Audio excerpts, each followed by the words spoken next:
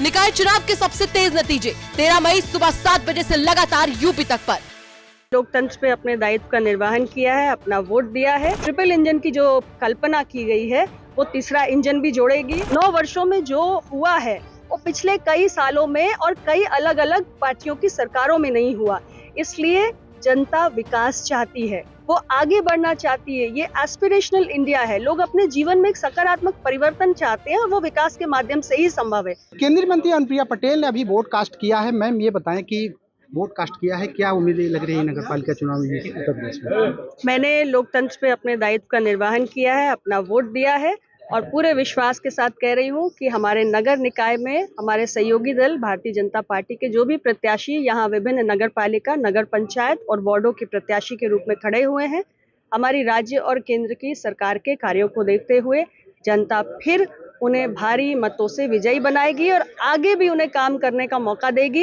एक triple engine की जो कल्पना की गई है वो तीसरा इंजन भी जोड़ेगी और तेजी से मिर्जापुर का विकास। आपको लग रहा है 13 तारीख को ये जो नगर पालिका के परिणाम आएंगे, स्वार भी है, वहाँ भी लड़ाई हो रही है, विधानसभा की 96 भी है, तो परिणाम आपके? कहीं कोई लड़ाई नहीं है। उत्तर प्रदेश के अंदर 2 सीटों पर विधानसभा के उपचुनाव हुए, स्वार रामपुर में और 96 मिर्जापुर में।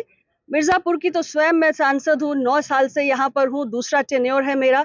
मेरे जो विधायक गुजर गए उनका भी दूसरा टेन्योर था और 9 वर्षों में जो मेरे विकास के काम यहाँ पर रहे हैं, मेरी राज्य और केंद्र सरकार की जो योजनाएं यहाँ पर पहुंची है, मिर्जापुर की जनता के बहुत बड़े बड़े सपने पूरे हुए हैं। विंध्य विश्वविद्यालय का काम आगे बढ़ रहा है, यहाँ विश्वविद्यालय वर्ल्ड क्लास यूनिवर्सिटी बनने जा रही है, मेडिकल कॉलेज, केंद्रीय विद्यालय, passport office, 4 lane highway, 50 bed Ayush अस्पताल, इतने सारे विकास के काम है। मिर्जापुर की जनता कभी सपना देखती थी, बड़े बड़े पुल यहाँ पर जो कभी नहीं बनते थे वो बनकर तैयार हुए हैं। 9 वर्षों में जो हुआ है वो पिछले कई सालों में और कई अलग अलग पार्टियों की सरकारों में नहीं हुआ। इसलिए जनता विकास चाहती है, वो आगे बढ़ना चाहती है। ये एस्पिरेशनल इंडिया है। लोग अपने जीवन में एक सकारात्मक परिवर्तन चाहते हैं और वो विकास के माध्यम से ही संभव है। और इसलिए मैं आपको पूरे भरोसे के साथ कह रही हूँ कि मिर्जापुर की 96 सीट दमदारी के साथ जीतेंगे। और जहां तक स्वार की बात है, वहां भी मैं गई हूँ, मेरा प्रत्याशी बहुत मजबूत स्थिति में लड़े हैं और वहां भी यही परिस्थिति रही है कि विकास की रोशनी उस क्षेत्र तक नहीं पहुंची है।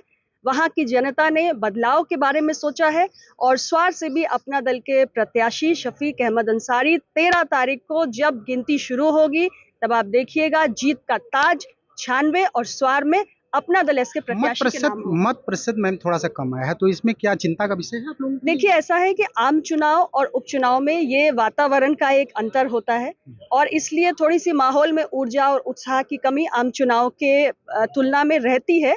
इसको हम मान के भी चल रहे थे, लेकिन उन सारी परिस्थितियों के बावजूद मैं पूरे यकीन से कह रही हूँ कि हमारे दोनों प्रत्याशी 96 और स्वार, अपना दल इसके मेरे प्रत्याशी दोनों जीत कर आएंगे, उत्तर प्रदेश की विधानसभा में पहुंचेंगे। लास्ट सवाल मैम, कर्नाटक में जो आ रहा है एग्जिट पोल, उससे लग रहा है कि वहाँ पे कांग्रेस सरकार आ रही है। ठीक है, एग्जिट पोल को सुनिए, आनंद लीजिए, चर्चा बनी रहनी चाहिए। लोकतंत्र का यही मजा होता है।